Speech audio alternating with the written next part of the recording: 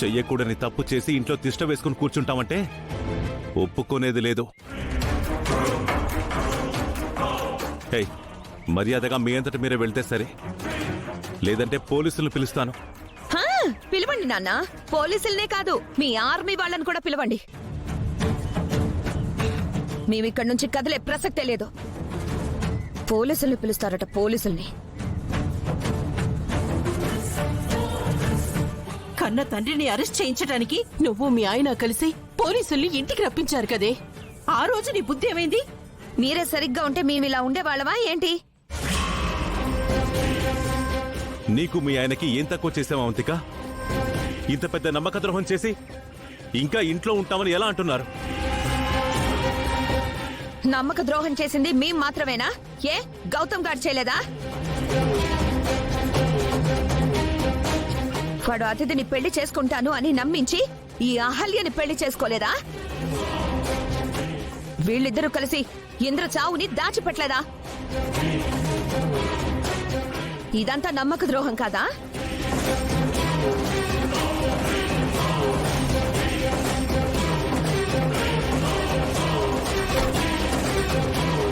తప్పులు అందరూ చేస్తారు.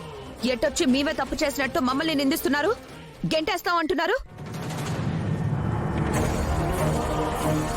ఎక్కువ మాట్లాడక అవంతిక. మీలాగా ఈ ఇంట్లో తిన్నింటి వాసాలు ఎవరూ లెక్కపెట్టలేదు. మనుషుల్ని చంపాలనుకోలేదు. మీరిద్దరు క్రిమినల్స్. మీరిద్దరు ఈ ఇంట్లో ఉండడం నాకిష్టం లేదు, మీ అమ్మకి ఇష్టం లేదు, ఇక్కడ ఎవ్వరికి ఇష్టం లేదు. గౌతమ్ వచ్చినా సరే మిమ్మల్ని గెంటేమని చెప్తాడు. మీరు ఈ ఇంట్లో ఉండాలని ఎవ్వరూ అనుకోవడం లేదు. నేను అనుకుంటున్నాను సార్. దయచేసి అన్నయ్యని, అవంతిక గారిని ఇంటి నుంచి పంపించకండి సార్.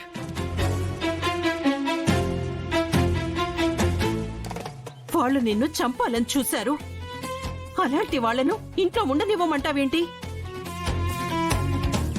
నాకేం కాలేదు కదండి. ఆ దేవుడి దయ వల్ల నేను ప్రాణాలతో ఉన్నాను కదా. నీ టైం బాగుండి బ్రతికేవమ్మా, కానీ ఇలాంటి వాళ్ళ వల్ల నీకెప్పటికైనా ప్రమాదమే. రేయ్, పోండ్రా బయటికి. సార్ సార్ ప్లీజ్ సార్, దయచేసి వాళ్ళని క్షమించండి సార్.